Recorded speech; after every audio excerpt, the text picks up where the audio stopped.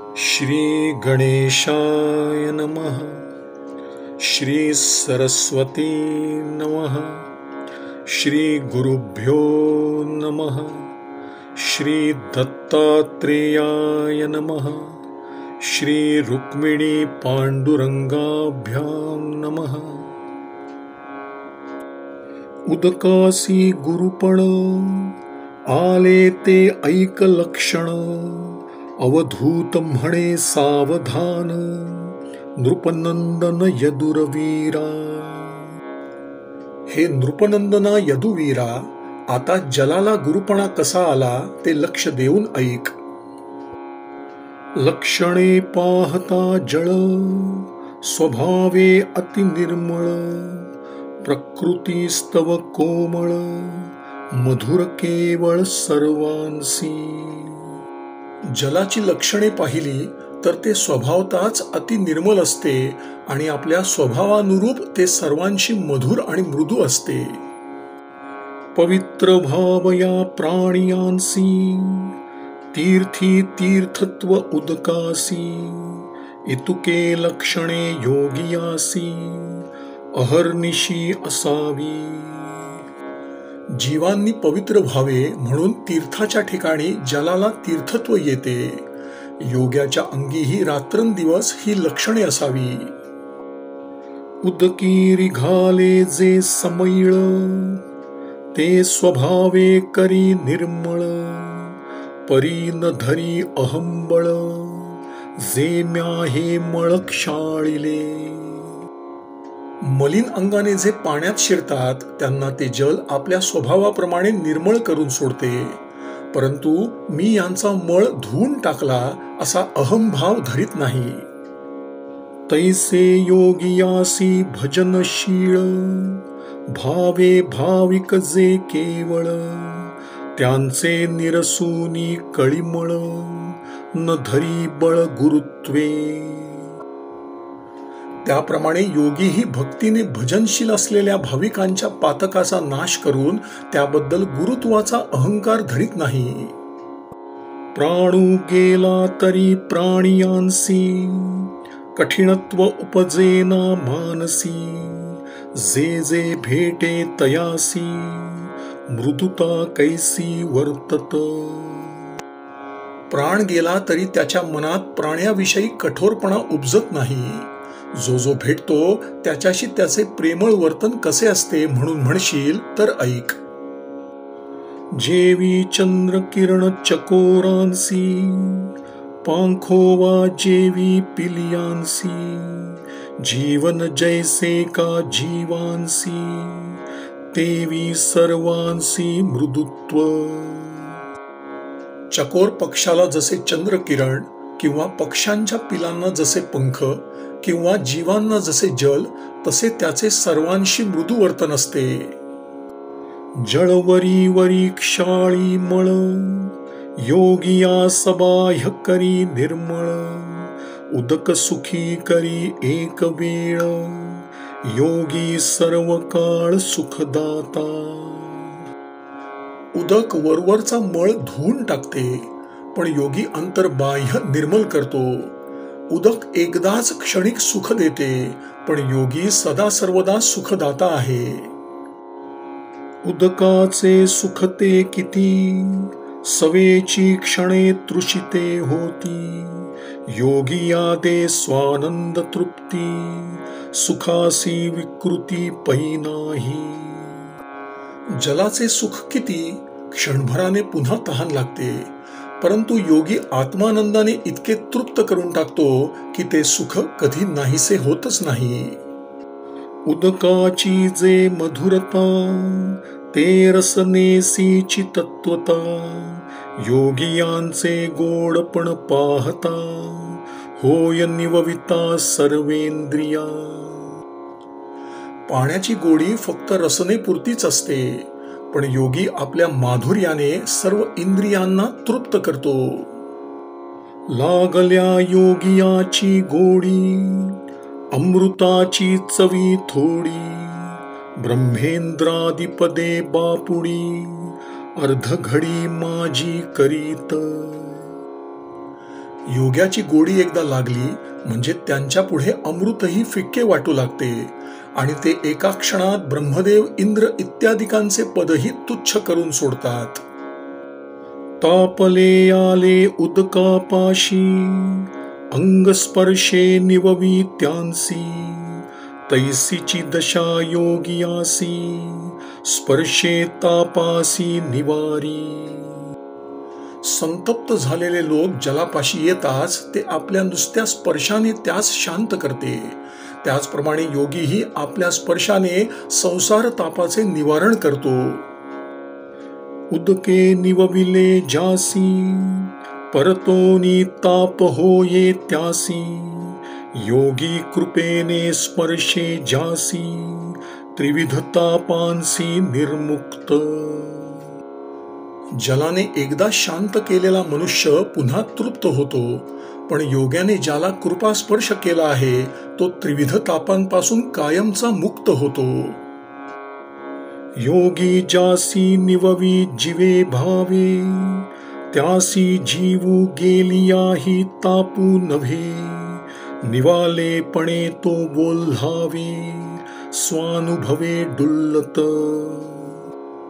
योगी ज्याला जीवाभावाने तृप्त करतो त्याला प्राण गेला तरी कसलाही ताप होत नाही.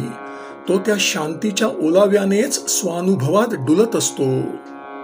मेघमुखे अधपतन, उदकाचे देखोनी जाण, अधप्पाते निवती जन, अन्नदान सकळांसी.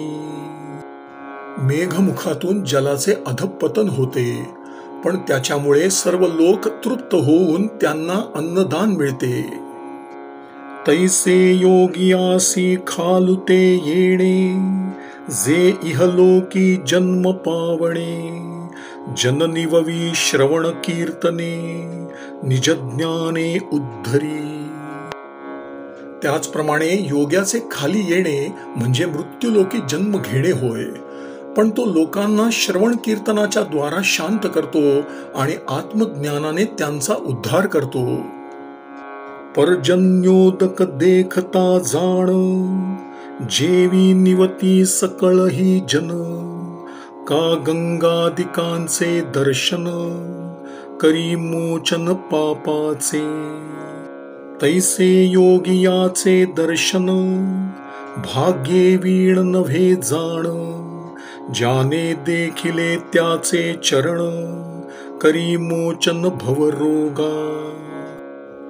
पाऊस पडलेला पाहून सर्व लोकांना जसा हर्ष होतो किंवा गंगादी नद्यांच्या दर्शनाने पापाचे जसे क्षालन होते, तसे योग्याचे दर्शन भाग्या वाचून घडत नाही. त्याच्या चरणाचे दर्शन जो घेतो तो भवरोगापासून मुक्त होतो.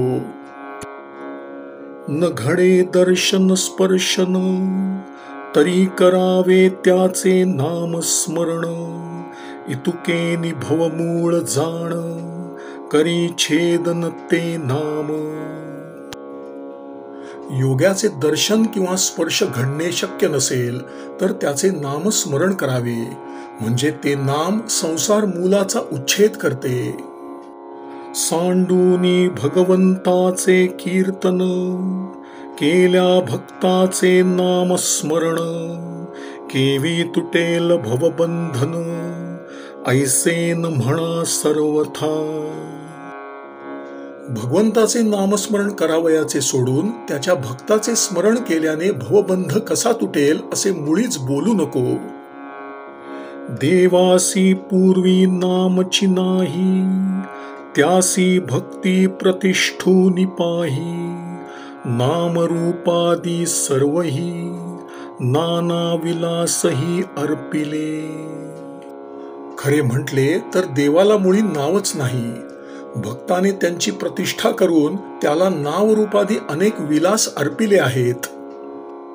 ऐसा भक्ती देव थोर केला, आणूनी वैकुंठी बैसविला, भक्त उपकारे दाटला, मग त्याच्या बोला माझी वर्ते.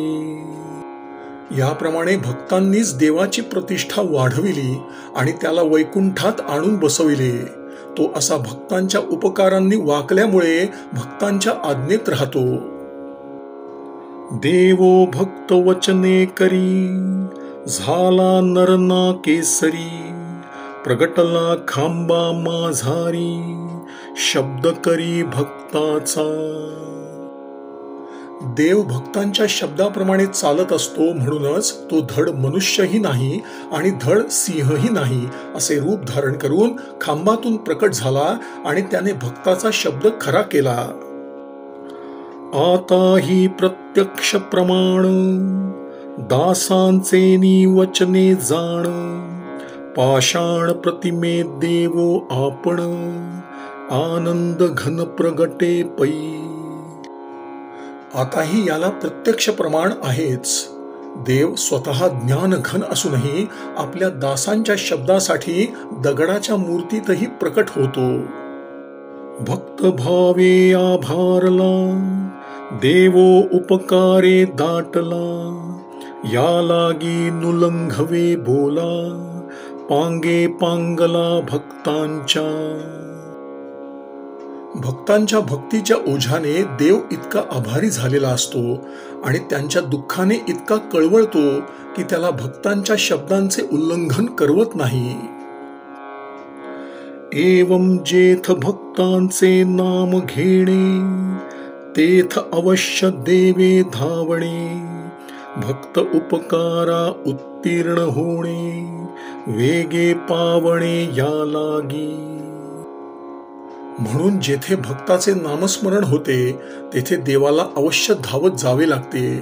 भक्ताच्या उपकारांचा उतराई होण्यासाठी तो लगेच पावतो. या लागी भक्ताचे नाम घेता, तुटती भवबंधन व्यथा, ऐसे सांगता अवधूता, प्रेम सर्वथा न संडे. आता अग्नी गुरु जो करणे, त्याची सांगेन लक्षणे, काना मना एक करणे, सावधपणे परियेसी. त्यामुळे भक्ताचे नामस्मरण केले असता भवबंधनाची व्यथा तुटून जाते असे सांगत असता अवधूताचे मन प्रेमाने भरून आले. तो म्हणाला, आता पुढला गुरु जो अग्नी त्याची लक्षणे सांगतो ती कान आणि मन एकाग्र करून लक्षपूर्वक ऐक. श्रीराम श्रीराम श्रीराम श्रीराम श्रीराम श्रीराम श्रीराम श्रीराम श्रीराम. श्री सद्गुरु चरणार्पणमस्तु.